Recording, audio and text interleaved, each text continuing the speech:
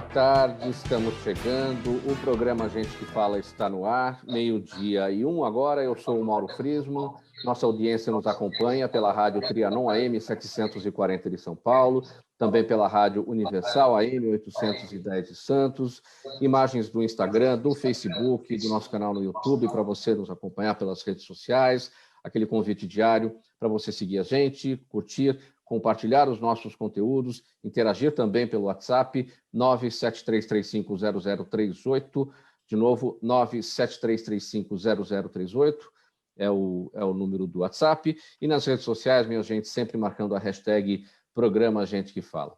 Hoje é quarta-feira, dia de tratarmos aqui dos assuntos da saúde, do bem-estar e também do comportamento. Vamos colocar em campo os nossos especialistas para essa conversa, para análise e debate de todos esses assuntos. Dr. Levon Mectarian Neto, otorrinolaringologista, ele é mestre em Ciências da Saúde e em Medicina do Sono, colaborando com a gente mais uma vez. Tudo bem, doutor Levon? Seja bem-vindo. Obrigado, Mauro. Tudo bem. Eu que agradeço. Muito boa tarde, obrigado pela presença. Também com a gente a Beila Shapiro, ela é educadora especial, ela é presidente e fundadora da ONG Friendship Circle no Brasil. Tudo bem, Beila? A Beila Tudo ainda bem, não está... Mauro? Obrigada tá pela presente, sim. Uhum. Obrigada. Não, desculpe, achei que você não estava conectado ainda, que a gente estava aqui no ajuste ainda da sua imagem. Muito não, bem, também aqui. Então vamos lá. Obrigado pela presença, Beila. Também com a gente a Ana Cláudia Monteiro, doutora Ana Cláudia Monteiro, ela é médica anestesiologista do Hospital Albert Sabin. Tudo bem, doutora Ana Cláudia? Doutora Ana Cláudia, microfone fechado. Agora vai. Olá, é um prazer bem? estar aqui, obrigada pelo convite. Obrigado pela presença. E também aqui no nosso time, fechando a nossa bancada de especialistas hoje, o doutor Enio Ziman, médico dermatologista, especialista em alergia e imunopatologia. Doutor Enio, tudo bem? Bem-vindo mais uma vez, obrigado por colaborar com a gente. Muito obrigado pelo convite, Mauro. Boa tarde a todos. Muito obrigado por participar mais uma vez do programa. Então, vamos lá ao nosso primeiro assunto, 12:03. O prefeito de São Paulo, Ricardo Nunes, sancionou ontem uma lei que coloca no fim da fila da vacina contra a Covid-19 as pessoas que se recusarem a tomar a primeira dose por causa da marca do imunizante. Segundo a prefeitura, a medida é uma iniciativa contra os sommeliers de vacina que atrapalham o andamento da imunização aqui na capital. A iniciativa é polêmica e ocorre na esteira de outras estratégias adotadas em todo o país para evitar a escolha de imunizantes. Doutor Levon, eu começo com o senhor sobre esse tema. Uhum. O que o senhor acha dessa medida? E vamos considerar aqui também o seguinte. Tem gente que vai para a porta do posto de saúde ali e pergunta ali o que está aplicando hoje, qual que é a vacina, qual que é a marca, pergunta ali na fila, aí gostei, não gostei, gostei eu fico, não gostei eu vou embora, enfim, aí ela toma lá a sua decisão. Pela lei aqui que a prefeitura sancionou, diz o seguinte, que a Secretaria Municipal de Saúde criará um termo de recusa que deverá ser assinado por aqueles que se neguem a receber a dose. Só que essas pessoas não vão chegar ali na ponta da fila com o funcionário da prefeitura, elas vão querer saber antes, ou seja, essa situação de você ter que assinar um termo é muito improvável de acontecer e muito improvável também da pessoa ir para o final da fila por conta disso. O que o senhor acha? Mauro, é o seguinte, eu acho que antes de tudo, tá, existe um não compreendimento do que está acontecendo. Eu acho que a primeira coisa, a pessoa tem que falar assim, eu quero ou não ser vacinado, ponto. Então, se eu não quero ser vacinado, é um direito meu, acabou, não tem nenhum problema. Se eu quero ser vacinado, eu deveria saber já que todas as vacinas são experimentais, todas elas têm problema, eu não vou escolher nenhuma. Eu vou lá e vou tomar o que tiver, porque eu decidi que eu devo me imunizar. Eu acho que esse é o ponto, e eu acho que está faltando uma explicação direta do assunto. Eu acho que tem muita coisa sendo falada. Uma hora é da Pfizer, outra hora é Oxford, outra hora é... Todas elas são iguais, todas são experimentais, não deu tempo para nada. Então, eu acho que a população tem que decidir, quer ou não quer tomar a vacina. Não quer, não vai. Se quiser, vai lá e toma a que tiver lá. A minha opinião é muito clara a esse respeito. Nós chegamos a um ponto, o sommelier da vacina ele acabou sendo uma criação da desinformação, uma criação da politização, sim, uma criação da ideologização da vacina. Sim, perfeito. Você tem toda... Eu acho é esse o meu raciocínio, igual ao seu. Eu acho que está todo mundo fora de órbita. Todas as vacinas sempre tiveram problema. Todas. Varíola, sarampo, catapora, febre amarela. Eu tomei febre amarela, fiquei de cama. Nunca ninguém precisou falar nada. Eu tinha que decidir, ou eu tomo a vacina ou não. Se eu tomar, as consequências são minhas. Eu sei o que eu estava fazendo. Eu acho que o que você falou, para mim, é o ponto. Doutor Enio Ziman, enquanto eu formulo aqui a pergunta, se o microfone está fechado, o senhor pode ir abrindo. O senhor, quando o senhor vai tomar uma vacina, por exemplo, a rubéola, a BCG, a tríplice viral, o senhor chega no posto e pergunta a marca? Não, não pergunto. Eu confio bastante no sistema de imunização nosso. A diferença é que realmente, nessa situação, a coisa foi feita de repente, jogou-se muita informação e pessoas despreparadas para analisar essas informações chegaram a conclusões. Mesmo o toma vacina ou não toma vacina, gente, toma vacina, para com essa dúvida. Realmente, eu sei que tem direito a não se vacinar. Eu tenho direito de pular da janela também, mas não vou aconselhar ninguém a pular da janela, certo? Então, realmente, tenho conhecimento de pacientes que resolveram não tomar vacina, contraíram o Covid e ficaram muito graves, inclusive com caso de óbito. É uma decisão que a pessoa tomou e tomou errado. Mas pode ter um efeito colateral da vacina? Pode. Pode pegar um táxi e capotar o táxi? Pode também. Riscos existem, mas o risco do Covid é infinitamente maior. Então, eu acho que tem que tomar vacina. Agora, que há diferença entre a qualidade das vacinas? Claro que sim, não existem coisas iguais. Mas hoje não dá para escolher. Hoje o país está correndo atrás de uma imunização coletiva e a gente tem que agilizar isso. E escolher atrasa a evolução disso. É ruim, causa mais doença, causa perda de vidas. Então, essa é a grande razão pela qual a gente não deve escolher vacina. Tem que vacinar todo mundo o mais rápido possível. O senhor falou em atraso, né, doutor Enio? E quando a prefeitura diz, que eu destaquei aqui na nossa nota, a medida é uma iniciativa contra os sommeliers da vacina, que atrapalham o andamento da imunização na capital, e o senhor falou em atraso, quer dizer, esse atraso prejudica o avanço e prejudica, ou seja, a demora é maior para a gente atingir aquele percentual de vacinados para a produção do efeito rebanho, não é isso? Perfeito.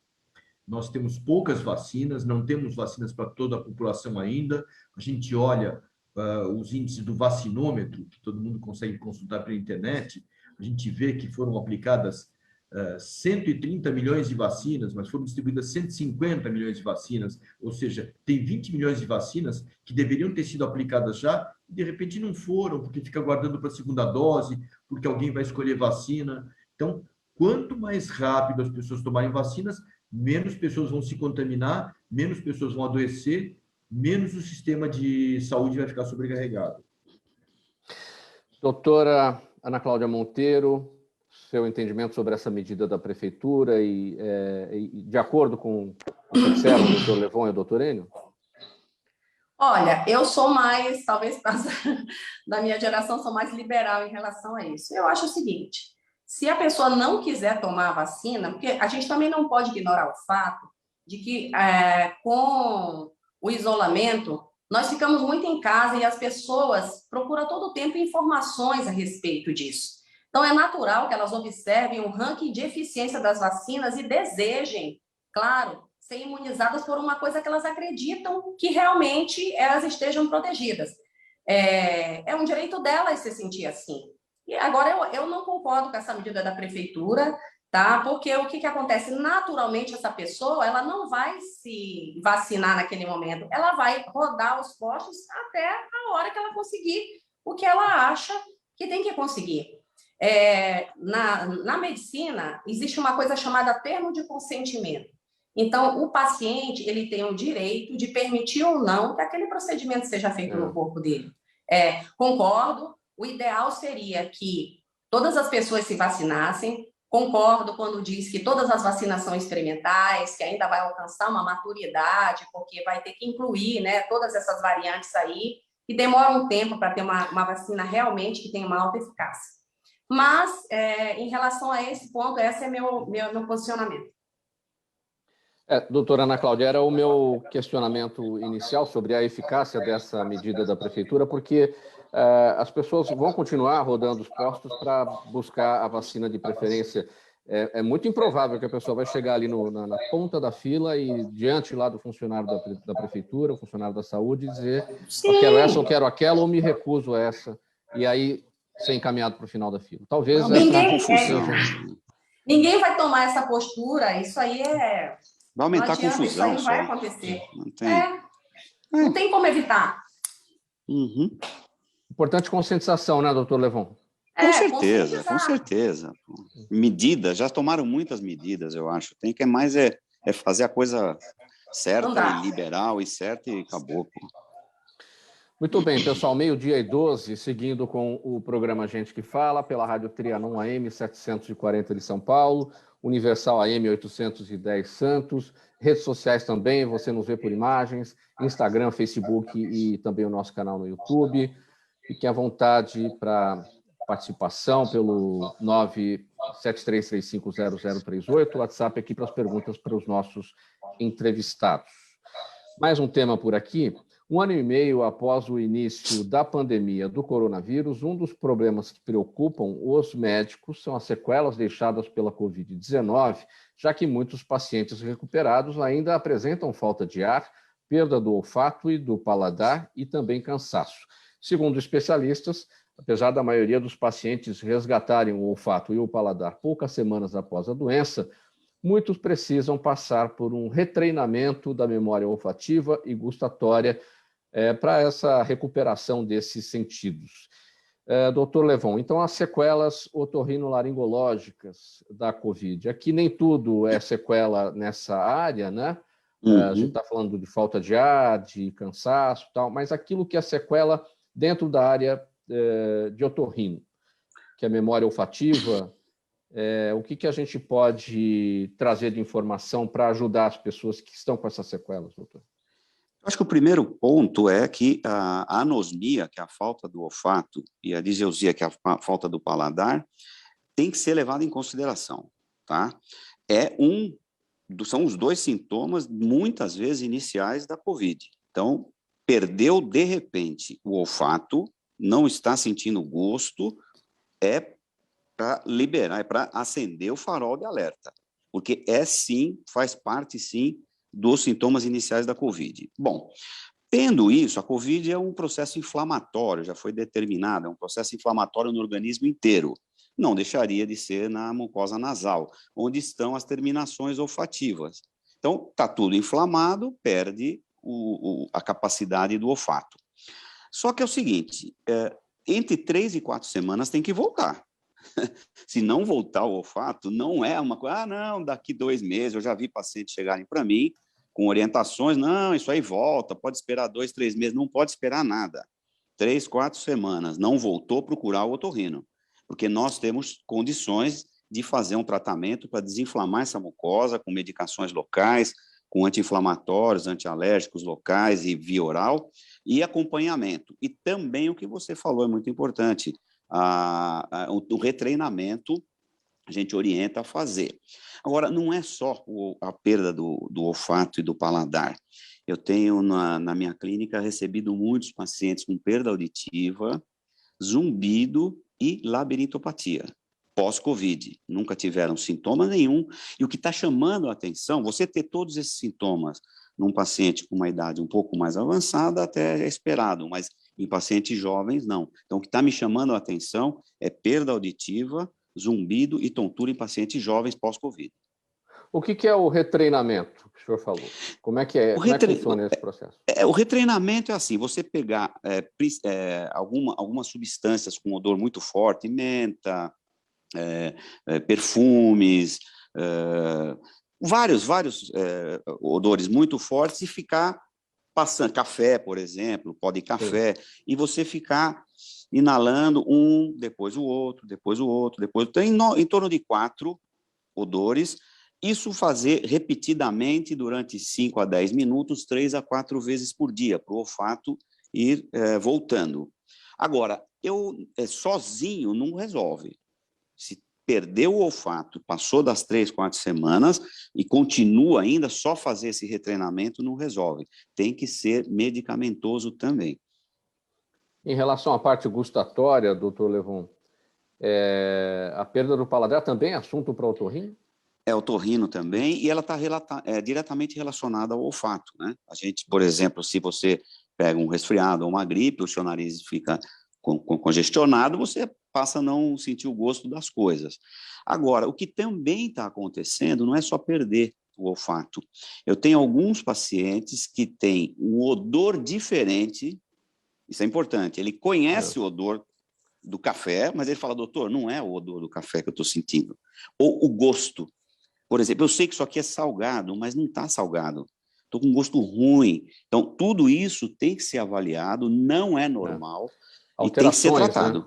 Alterações da percepção tem que ser tratada. Certo. Doutor Enio Ziman, o que tem chegado no seu consultório a respeito dessas sequelas pós-Covid? A gente acaba recebendo bastante queixas, né? O mais frequente no meu consultório tem sido cabelo, queda de cabelo. É muito frequente. Para homens e mulheres? É o que chega mais frequente, mas realmente do pessoal que tem rinite, do pessoal que perde olfato, também aparece bastante gente reclamando sim. Normalmente o pessoal tem se recuperado bem, não tem demorado tanto. Agora, em relação a questões relacionadas à sua área, o que aparece em relação a essas partes alérgicas, as questões alérgicas? Em relação às questões alérgicas pós-Covid, o que a gente vê é uma exacerbação. Pacientes que tinham asma e não tinham crise há muito tempo, voltam com dispneia, com chiado. Pacientes que vinham controlados há bastante tempo, têm uma espécie de uma alteração imunológica, começam a pegar outras infecções virais pós o Covid, principalmente pessoas que às vezes se sentem protegidas porque acham que já tiveram uma vez, não vão ter de novo, param de usar máscara, começam a ter infecções também, isso é uma coisa que a gente tem que chamar atenção. Depois do Covid, continua tomando cuidado, porque tem outros vírus por aí, além de... Tem um paciente que já teve Covid 3 vezes e tomou vacina no meio das 3 ainda. Sim. Doutora Ana Cláudia, quais são as cautelas nesse pós-Covid em relação ao uso de anestésicos? Para a gente, principalmente, é tomar, respeitar os intervalos, né, que foram preconizados, uma semana após a imunização com a Coronavac e 2 semanas, pelo menos, em relação às outras vacinas, para você fazer uma cirurgia eletiva, para não dar interação.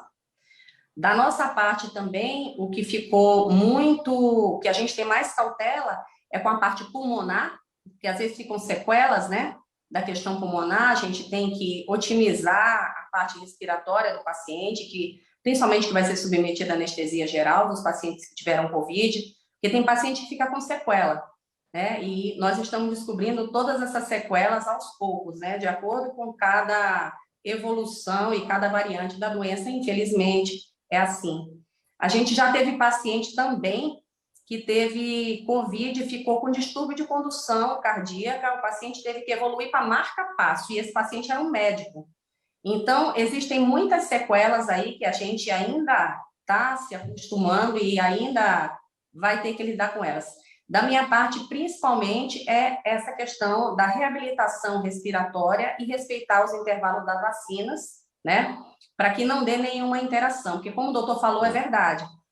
Tem se exacerbado os processos alérgicos. Então, a gente tem tido muita cautela, sim, com esses pacientes. Sim.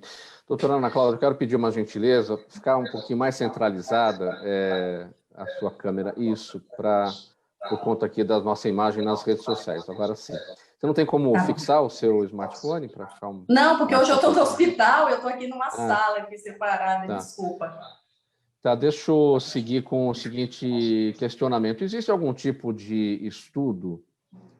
Porque, assim, as sequelas aparecem, a gente nem imagina que as coisas vão acontecer dessa forma, tudo por conta de uma doença nova e que ainda está em fase de descoberta, muita coisa está em fase de descoberta ainda.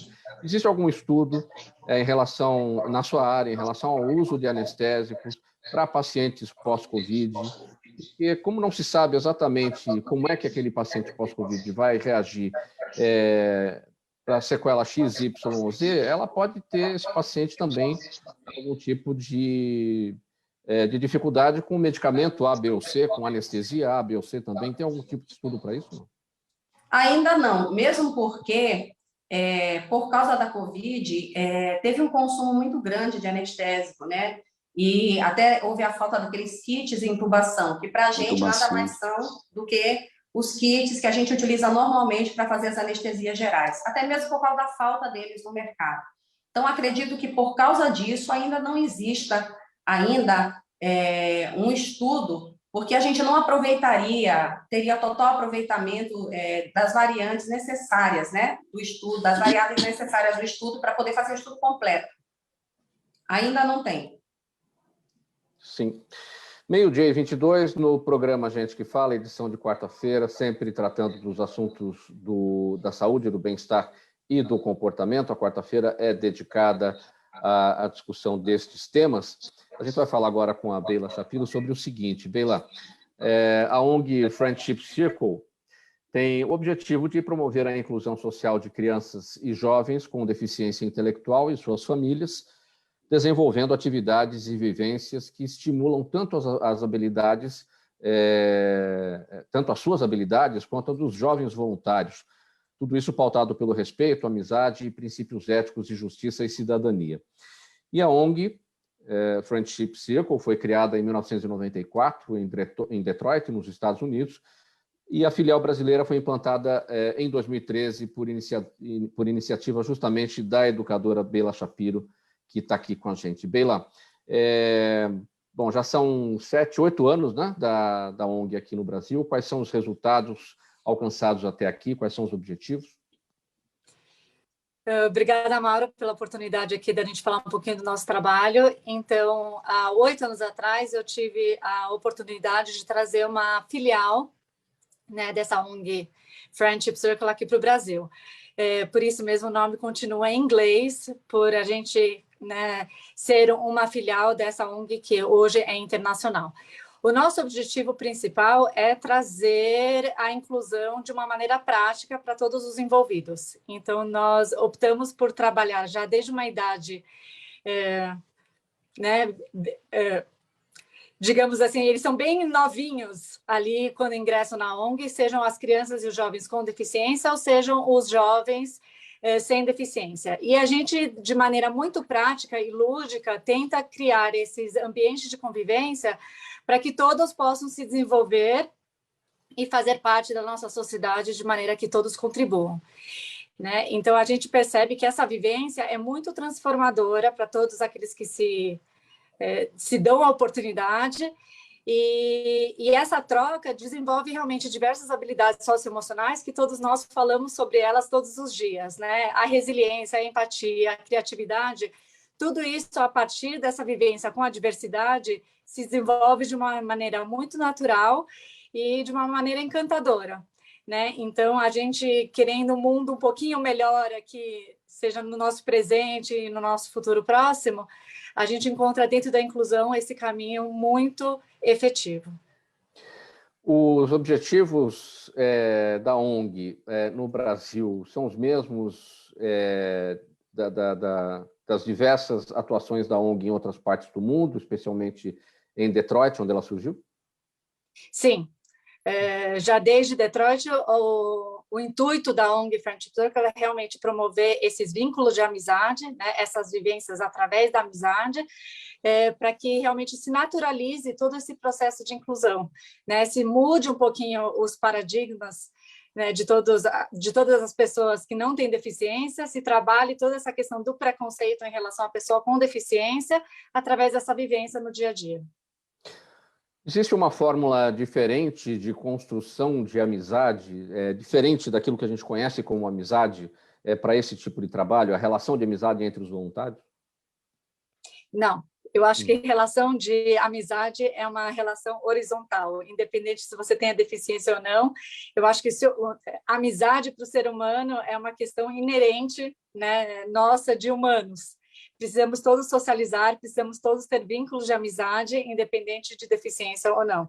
Então, essa ideia, né, essa questão de trazer amizade para todos, é mais para promover, em relação às pessoas que não têm deficiência, esse outro olhar, né? Porque pela questão dos preconceitos que nós, como sociedade, desenvolvemos, acabamos excluindo as pessoas com deficiência dos círculos sociais. Então, a ideia da ONG, a missão, né, o objetivo da ONG Friendship Circle é realmente desmistificar todas essas questões e trazer nessa vivência prática essa amizade e essa inclusão, através dessa amizade e inclusão. A missão da ONG leva em consideração a cultura de cada local, cada realidade? Precisa. É uma coisa que a gente precisa Sim, porque levar em consideração nós cada brasileiros, local nós brasileiros, nessa questão da amizade, essa questão da proximidade, é uma coisa mais quente, né? Em determinadas sociedades, isso não ocorre dessa forma, né? Não, com certeza. Tudo tem um jeitinho brasileiro e eu acho que nós brasileiros, desculpa, somos muito mais calorosos e essa questão da amizade é realmente um facilitador para nós brasileiros. Mas a questão do preconceito frente à pessoa com deficiência, isso é incomum, independente do nosso jeito brasileiro, né? Isso é uma questão estrutural da nossa sociedade mundial, né? É estrutural do ser humano. Né, por ser uma coisa desconhecida, por a pessoa não ter essa vivência, na grande maioria dos casos, a pessoa, sem saber o que fazer, como reagir, ter essa falta de conhecimento, acaba, né, não incluindo as pessoas com deficiência. Então, é nesse eixo que nós trabalhamos, colocamos ali, promovemos esses ambientes de socialização para que as pessoas, né, nessa formação de vínculo e nesse conhecimento que ela vai adquirindo, ela elimina os seus preconceitos, ela tem um outro olhar para as pessoas com deficiência. Quantas crianças e adolescentes especiais são atendidos pela ONG Friendship Circle?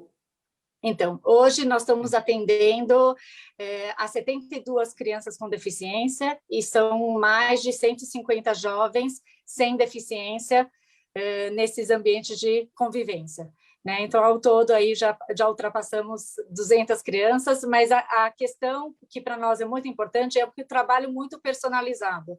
Nós gostaríamos que nesses ambientes de convivência realmente seja desenvolvido todo esse aprendizado, né? Seja relevante esse contato né, entre as duas pontas e que ambas as pontas ganhem com isso, não só as pessoas com deficiência ganhem em fazer parte, mas também as pessoas sem deficiência ganhem, né, nesse aprendizado e nesse desenvolvimento. Em algum momento, Beila, a criança ou adolescente encerra o trabalho, vai embora da ONG e se isso ocorre, vocês acompanham fora?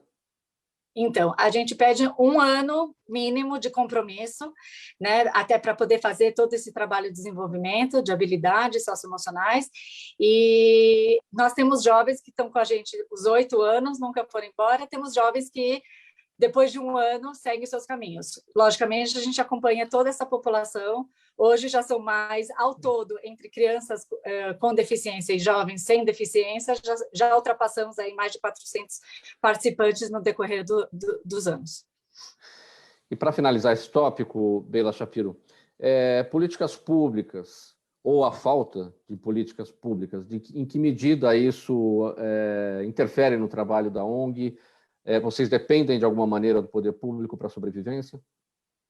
Eu acho que é muito importante sempre, né, organizações do terceiro setor e o poder público trabalhar em conjunto, porque as pessoas com deficiência sempre se beneficiam do todo, né? Lógico que temos muito a avançar, tanto no setor particular, né, no terceiro setor, como nas políticas públicas. O assunto da inclusão das pessoas com deficiência é um assunto bastante recente, né? A lei de inclusão é bastante recente aqui no nosso país. Então, assim, vem se fazendo um trabalho árduo, mas ainda tem-se muito a fazer.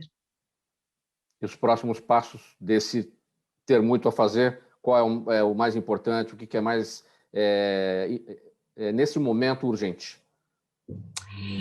Então, eu acho que, assim, fazendo um link com os outros médicos que estão falando aqui um pouquinho do Covid, eu acho que a questão da socialização de qualquer pessoa durante, né, esses últimos tempos foi afetada de maneira geral. Acho que pela primeira vez nós, pessoas sem deficiência, conseguimos entender um pouquinho melhor o que é essa falta de socialização que as pessoas com deficiência né, sofrem no seu dia a dia e tem aí como um desafio no seu dia a dia. Então, eu acho que nesse pós-Covid, nesse novo momento que estamos voltando, né, aos nossos círculos sociais, mudar um pouquinho desse olhar e também levar em consideração cada vez mais essa inserção das pessoas com deficiência nesses ambientes. Muito bem, 12h32 agora no programa Gente que Fala, edição de quarta-feira, a gente vai para o intervalo, a gente volta rapidinho com a sequência dos nossos assuntos aqui de saúde, de bem-estar e também de comportamento. Aliás, no próximo bloco a gente vai falar sobre rinite alérgica, tá bom? Até já.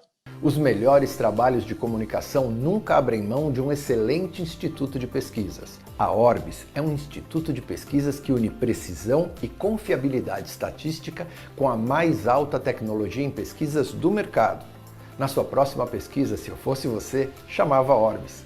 Até porque o sucesso é consequência direta da informação que você tem e o que você faz com ela. Faltando 27 minutos para 1, de volta com o programa Gente que Fala, edição de quarta-feira com os assuntos da saúde, do bem-estar e do comportamento. Rádio Trianon AM 740 São Paulo, Universal AM 810 Santos e também pelas redes sociais você nos acompanha por imagens. Antes da sequência aqui do nosso próximo assunto, amanhã, pessoal, quinta-feira, você já sabe, é o dia do Gente do MPD que Fala, uma parceria nossa com o Movimento do Ministério Público Democrático, e a gente aproveita para fazer o seguinte convite, para que todos participem do 7º Congresso Nacional do MPD, o Movimento do Ministério Público Democrático, que vai acontecer agora no mês de agosto. A abertura vai ser na segunda-feira, dia 2, terá a participação do presidente do MPD, é o Procurador de Justiça, Dr. Ricardo Prato, também do ministro Herman Benjamin, do Superior Tribunal de Justiça, da Procuradora-Geral de Justiça, Ivana Sei, da pesquisadora e professora Maria Tereza Sadek, da colunista de política do Globo CBN, Bela Megali, e da colunista do Globo, do Jornal Globo, Malu Gaspar, além do presidente do CONAMP, Manuel Murrieta, e do presidente da Associação Paulista do Ministério Público Democrático, Associação Paulista do Ministério Público, o Paulo Penteado. Então, você está convidado, tudo começa no dia 2 e pode acompanhar pelas redes sociais do MPD, o Movimento do Ministério Público Democrático, a partir das 7h30 da noite. Dado o recado dito tudo isso, vamos voltar aqui para a nossa pauta de saúde. Doutor Enio, nariz constantemente entupido, escorrendo, coçando, olhos inchados, tosse, espirros que não cessam, enfim, tudo isso, sintomas da rinite alérgica, e com a chegada agora dessa frente fria aqui na região sudeste, em São Paulo, essa frente que promete congelar todos nos próximos dias, esses sinais tendem a se acentuar, não é verdade? Qual que é a ligação da rinite, a relação, né, da rinite alérgica com o frio? Até aqui também não estava tudo bem, né? Porque com o tempo seco também quem tem rinite alérgica estava orando para Nossa Senhora da Loratadina para ver se melhorava a situação, né? Realmente, essa época, eu costumo falar para os pacientes que o clima é bom para o alergologista, não para o paciente, né? A gente trabalha bastante e realmente o frio ele tem a seguinte característica: o nariz da gente tem um processo de defesa, ele produz uma vasodilatação, ele produz uma secreção para tentar fazer com que o ar entre mais lentamente e se aqueça até chegar à via respiratória principal. Isso provoca um desconforto grande, isso provoca uma irritação, levando àquelas rinites que a gente chama de vasomotoras, né, onde são provocadas e se confundem muito com a rinite alérgica. Simultaneamente, essa época o ar está bastante seco, nós temos as chamadas inversões térmicas, então a poeira se acumula, a poluição se acumula, e os pacientes acabam tendo mais sintomas realmente. É algo que deve ser cuidado, a gente recomenda, quando o ar está muito seco, usar o umidificador, né? É o tipo da coisa que as pessoas perguntam muitas vezes, mas afinal de contas, é bom o desumidificador ou o umidificador? Eu digo que é como o aquecedor e o ventilador. Se está frio, usa aquecedor. Se está calor, usa ventilador, né? Então, realmente, é interessante manter um ambiente confortável, controlar a temperatura ambiente e justamente resguardar desses choques térmicos, né? A gente está em um ambiente quente, sai de repente, pega uma chuva dessa, pega uma ventania dessa, a tendência é a gente se sentir mal e, inclusive, ficar mais vulnerável aos vírus e bactérias. Agora, com essas máscaras também, higienizar a máscara, trocar a máscara de vez em quando, não ficar... Tem pessoas que usam máscaras descartáveis por 2, 3 dias, tem pessoas que utilizam a máscara sem lavar, a máscara reutilizável sem lavar por vários dias. Tudo isso retém poeira, acumula ácaros, acumula fungos e pode realmente ser bastante prejudicial para o alérgico. Para quem tem rinite alérgica, doutor Enio, e eu me incluo nesse rol, a gente sabe que a rinite alérgica não tem cura, é uma condição, né? Mas ela pode ser bem cuidada, bem tratada, e a gente sempre se pergunta, como é que está a evolução dos medicamentos para isso? Porque às vezes você toma um medicamento, chega uma hora que ele já não ajuda mais, e aí você precisa ir para outro, daí às vezes não tem, e aí você acaba ficando meio à mercê aí da situação. Como é que tem evoluído isso? Eu acho que os medicamentos utilizados são bastante eficientes, temos produtos bastante interessantes. Eu acho que houve uma evolução muito importante, inclusive dos corticoides de uso local, que tem doses bastante econômicas, vamos dizer, suficiente para produzir poucos efeitos colaterais, conseguem ser usados por um tempo maior. O principal é o paciente aprender como utilizar. O que a gente vê muitas vezes é o paciente comprar o medicamento, ou utilizar uma vez, e depois começar a usar de uma maneira imprópria, usar doses, às vezes, insuficientes, ou usar de maneira errada. Mas os medicamentos têm que ser bastante bons. Lógico, a gente aguarda evoluções, sempre surgem novidades, mas eu acredito que a terapêutica é bastante boa. Porém, deve ser uma coisa bastante contínua. Doutor Levon, como é que é o nariz por dentro de um paciente com rinite alérgica? Quando o senhor examina ali, o senhor olha e fala, esse aqui tem. Eu vou pegar carona no que o colega falou. O nariz, ele sofre muito as intempéries do clima. Então, não só com o calor, o frio, na Europa, por exemplo, com o pólen, nós não temos muito aqui, com fungos, umidade e tal. O exame clínico é clássico, né, para o otorrino. É a queixa, né, coça, espirra, entope, escorre direto, é só passar para o exame físico e você vai ver uma mucosa muito pálida, tá? Muito inflamada, os cornetos, estruturas nasais muito inflamadas, muita secreção, e a diferenciação que o otorrino tem que fazer é num quadro de uma agudização de alguma infecção. O que pode acontecer com o paciente alérgico, né? Eu acho que o paciente alérgico deve tratar sempre. Então, o Dr. Zimmer falou da utilização de medicamentos, é muito comum utilizar, melhorou, eu paro, só vou usar quando eu tiver sintoma. Não é assim a rinite alérgica, porque daí vai trazer trabalho para o otorrino. Você para de usar, você pode ter a chance de ter infecções, se continua tendo sintoma. O pior para mim do paciente alérgico é o paciente se acostumar com o que ele tem.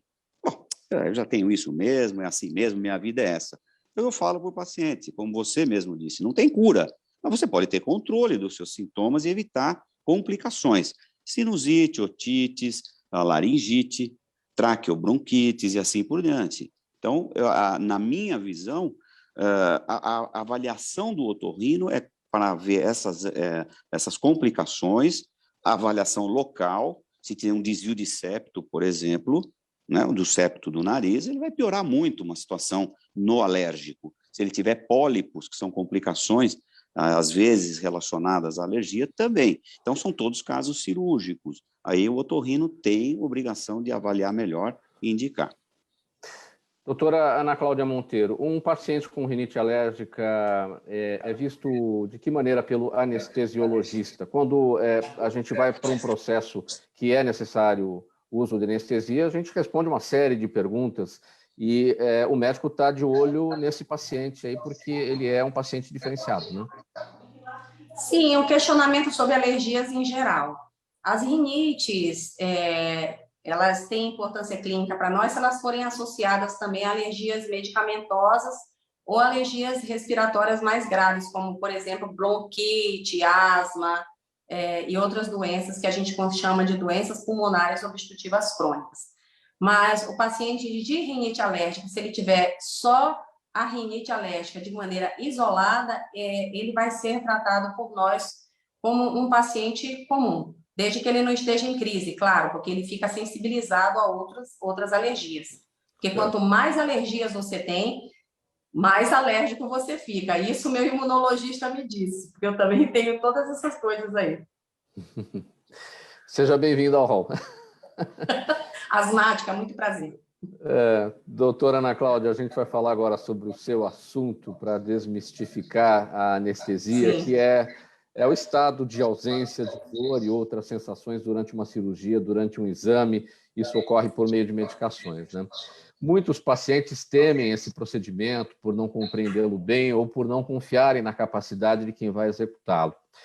Os métodos anestésicos são variados, os seus efeitos e tempo de recuperação também dependem de fatores como a técnica, o porte do procedimento, a condição de saúde do paciente, e os riscos também são inerentes a tais fatores, mas podem ser minimizados, claro, com o planejamento adequado de vocês, médicos anestesiologistas.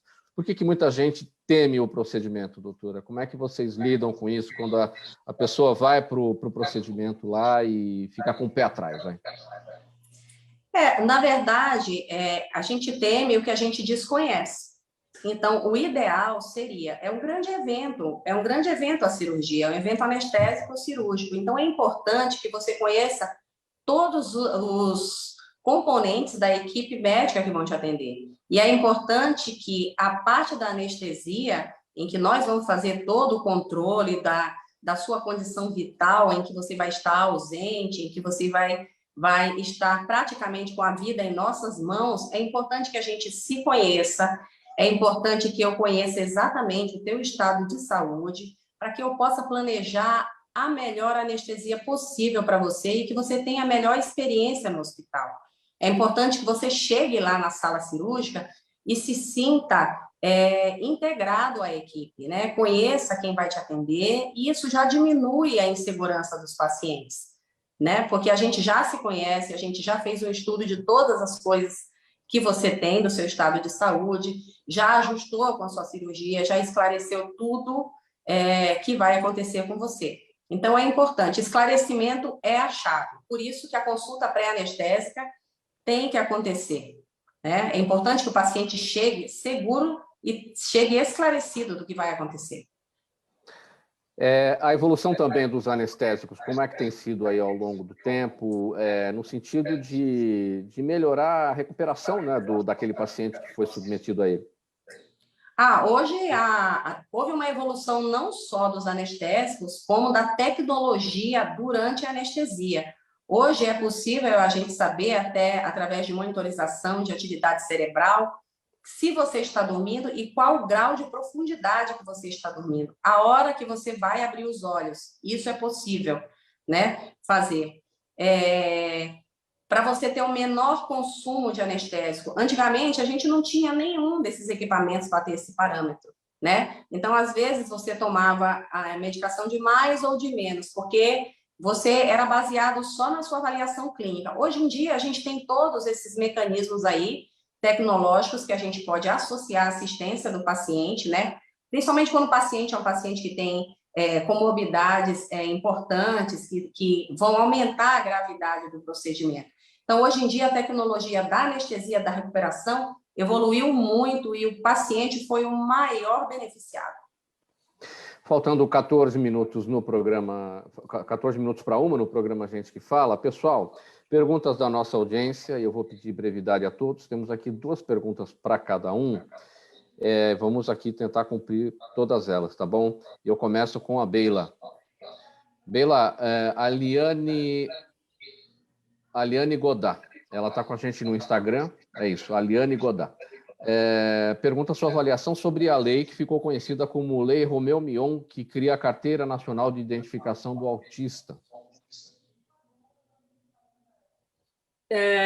A minha avaliação é uma avaliação extremamente positiva. Eu acho que quanto mais mecanismos a gente tiver para auxiliar as pessoas com deficiência a serem integradas na nossa sociedade, é melhor para todos, né, como um todo.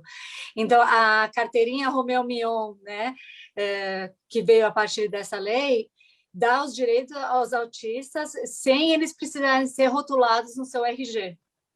Então, ali tem um olhar muito positivo e, através dessa carteirinha, os autistas podem receber diversos benefícios próprios das pessoas com autismo.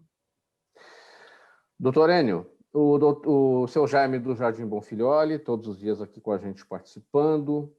Ele pergunta quais são os primeiros sinais do câncer de pele, se há componente genético ou hereditário. O principal componente genético, predisponente, é realmente a pele clara. A pele clara predispõe, leva uma menor defesa contra o ultravioleta do sol.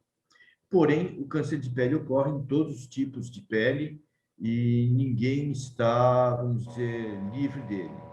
A gente costuma usar bastante o termo autoexame, que foi consagrado em termos de câncer de mama, mas a pele é mais fácil ser examinada. Achou algo estranho? Procura ajuda. Se não puder ir a um dermatologista, converse com um clínico, com um pediatra, com alguém que possa acompanhar, porque realmente a dúvida aparece e, na maioria das vezes, é infundada. Mas quando ela é fundamentada, realmente é grave. Então, é importante ser examinado por um médico. Vera Lima também com a gente, ela sempre nos acompanhando pelo Facebook. Obrigado, Vera. Ana Cláudia, doutora Ana Cláudia, ela pergunta quais são as causas do choque anafilático em uma cirurgia.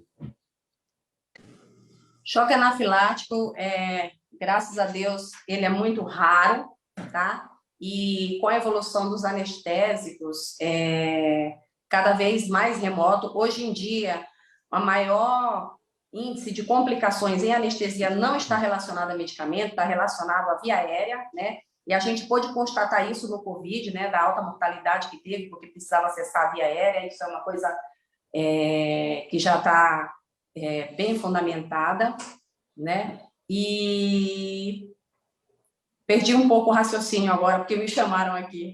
As causas do choque anafilático, que infelizmente é raro agora, né? É raro. Então, hoje em dia, as causas de choque anafilático é a hipersensibilidade aos medicamentos. Existem pacientes que são mais propensos, que já têm doenças, que o doutor, que é especialista em alergia, sabe muito melhor do que nós, né? E já são propensas. Existem pessoas que já têm esse histórico de base e que já têm maior propensão à questão do choque anafilático. Outra parte. Pode falar, doutor. Na realidade, eu costumo, inclusive, passar para os pacientes isso. Eles me perguntam o que eu tenho que fazer, o que eu tenho que explicar para o anestesista. Explica aquilo que você souber, mas o anestesista está preparado. O anestesista é um especialista que está... o que ele aprende é resolver os problemas, porque aplicar medicação, aplicar anestésico, não tem dificuldade. Difícil realmente é monitorizar o paciente. Eu costumo explicar para o meu paciente o seguinte: o anestesista é o sujeito que está preparado para controlar uma UTI. O centro cirúrgico, naquele momento, é uma UTI. Então, para tratar um choque anafilático com um paciente entubado com as medicações, ele está preparado. O que puder ser feito, vai ser feito. Sim. Seguindo aqui com mais perguntas da nossa audiência, Jaime de Souza, mais um Jaime aqui, hein? Seu Jaime, aqui é seu xará. O Jaime de Souza está com a gente pelo YouTube e pergunta, doutor Levon, quais são as efetivas causas do ronco e se há reversão cirúrgica para isso? O ronco ele é multifatorial. Começa-se por uma alteração na respiração nasal. Então, um desvio de septo, como eu disse, uma rinite alérgica, aumento do peso é fundamental. Então, para o problema nasal, aumento de peso e alterações outras associadas a essas complicações, por exemplo, o paciente que tem uma obstrução nasal é um respirador bucal, ele tem várias alterações nessa região. Então, o aumento da úvula pelo ronco, a postura da língua também, por ser um respirador bucal, oral, e o tratamento vai basear-se no que o otorrino, do que o especialista achar de alteração. Não precisa ter todas essas, às vezes pode ter só um problema nasal. Por exemplo, criança pode ter só uma amígdala grande, uma adenoide grande, e está roncando e tendo apneia. Então, é fazer um tratamento cirúrgico dessa área.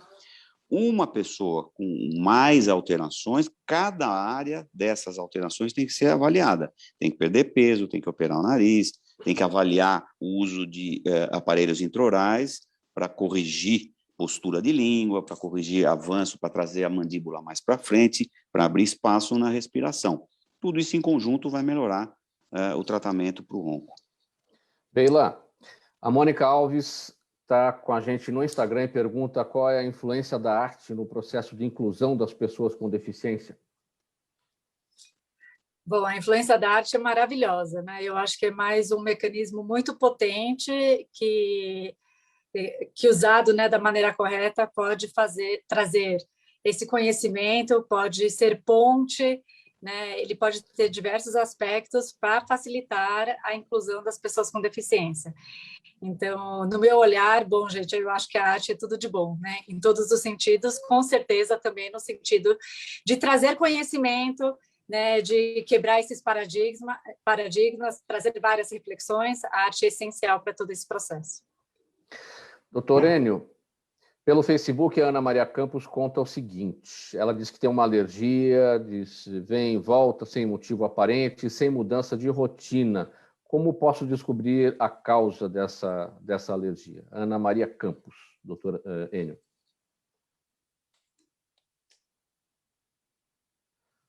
Doutor Enio? Normalmente, o principal é a pesquisa clínica, é a anamnese, a gente conversa, a gente tenta chegar a uma conclusão. Quando a gente necessita, nós utilizamos testes alérgicos, existem testes laboratoriais, dosagem de imunoglobulina E específica, isso é uma porção de recursos para se chegar à conclusão. Mas, normalmente, o principal é a anamnese, é o exame clínico, é a história clínica que costuma nos conduzir. Doutor Levon, Clarice de Giorgio, no Facebook com a gente também, pergunta quais os impactos de uma noite ou várias noites mal dormidas. Eu costumo colocar que o sono, né, uma noite bem dormida, é como você está com fome, se alimentar, está com sede e tomar água. Então, é uma função do organismo, uma parte fisiológica muito importante.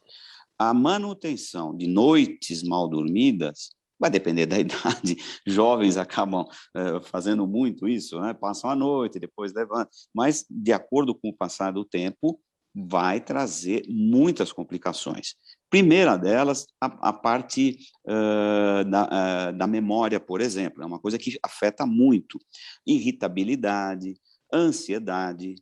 Noites mal dormidas trazem ansiedade, irritabilidade, falta de memória, fibromialgia, dores musculares e outras. Inclusive, o paciente que tem apneia do sono, que é um dos problemas para noites mal dormidas, por exemplo, pode aumentar peso, ele pode estar engordando à noite na hora de dormir, não ter ânimo ou vontade de fazer nada no dia seguinte. Então, não adianta dizer, mas ele não quer fazer exercício físico. Às vezes ele não tem vontade de fazer, ele está cansado, porque não está descansando durante o sono. É muito importante as noites bem dormidas. Doutora Ana Cláudia, a Carla Lopes acompanha a gente pelo YouTube e pergunta, atualmente, quais são os tipos de anestesia mais utilizadas no parto? Parto cesariana, a gente costuma utilizar raquianestesia, e parto vaginal, a gente faz uma anestesia peridural, que chama analgesia de parto, que é o famoso parto sem dor. Sim. Pessoal, ainda dá tempo aqui de a gente repercutir bem rapidinho, doutor Levon. O caso a gente acompanhou lá, lá em Tóquio, né, na disputa aqui dos Jogos Olímpicos. Trata-se da superestrela da ginástica Simone Biles, que não estará nas finais dos Jogos Olímpicos lá do Japão. Ela desistiu da participação para cuidar da saúde mental. A frase dela é a seguinte: temos que proteger nossas mentes, nossos corpos e não apenas sair e fazer o que o mundo quer que façamos. Tem a ver com essa sua explicação da questão do sono. É uma situação fisiológica, a gente tem que cumprir, a gente tem que atender o que o organismo está pedindo. A mesma coisa o aspecto mental, né? Então, a ansiedade de uma atleta dessa, por exemplo, nos treinos, em ter recordes, em ter desempenhos acima do normal, talvez faça com que ela não durma muito bem, não tenha um período de descanso muito bom, ou que faça com que ela tenha a saúde mental, como ela refere, em dia. Que é o que eu disse, ansiedade leva a muito irritabilidade, e às vezes a perda até do foco do que a pessoa quer fazer. Então, eu acho muito importante, no geral, numa preparação geral, o descanso, que é o sono. A perda do foco, talvez seja esse o ponto, né? Naquele momento em que ela fez o salto e ela sentiu que não foi bem, ela que é super campeã, né? 4 vezes medalhista de ouro, né? Em Olimpíada, e marcou a pontuação mais baixa no salto olímpico, né? Então, acho que ela sentiu ali que era o momento de pensar no mental, ali no psicológico. E aí o foco fugiu. Fugiu certamente por conta disso, né? Infelizmente. Sua despedida, doutora, a gente passa para os demais, bem breve. Eu queria agradecer mais uma vez a oportunidade de estar com vocês e estou à disposição para qualquer dúvida, qualquer orientação que venha as pessoas a necessitarem. Muito obrigado, Mauro. Obrigado, doutor Levon. Doutor Enio, sua despedida bem breve. Eu agradeço a oportunidade, foi excelente o programa, e para quem precisar de alguma coisa, eu deixo o contato, o Instagram, Dermato Enio, e o site, o dermatoenio.com.br. Doutor Levon, faltou os canais, né? Faltaram os canais. Eu tenho o site do ronco.com.br e tem o Instagram também. Distúrbios respiratórios do sono. Muito bem. Bela, sua despedida. Gostaria de agradecer a oportunidade. É sempre bom a gente poder conversar um pouco sobre inclusão, né, desmistificar aí alguns assuntos. Fica aqui o contato da nossa ONG, no Instagram Friendship Circle São Paulo, no Facebook também, e o nosso site é friendshipcircle.com.br. Obrigada pela oportunidade. Doutora Ana Cláudia, despedida e os canais, bem rapidinho. Obrigada pela oportunidade. Nós fazemos parte do grupo de anestesia, Sempa Anestesia. Estamos aqui no Hospital Albert Sabin. Vocês podem encontrar as nossas páginas no Instagram. Nós temos um site para esclarecimento. E o meu principal conselho é focar na segurança do paciente. Conheça seu médico anestesista antes da sua cirurgia. Muito obrigado pela presença de vocês todos. A gente encerra aqui essa edição de quarta-feira, que sempre trata dos assuntos da saúde, do bem-estar e do comportamento. Estiveram com a gente hoje o médico otorrino, o Dr. Levon Mectarian Neto, a educadora especial Bela Shapiro, a médica anestesiologista doutora Ana Cláudia Monteiro e o médico dermatologista Dr. Enio Ziman.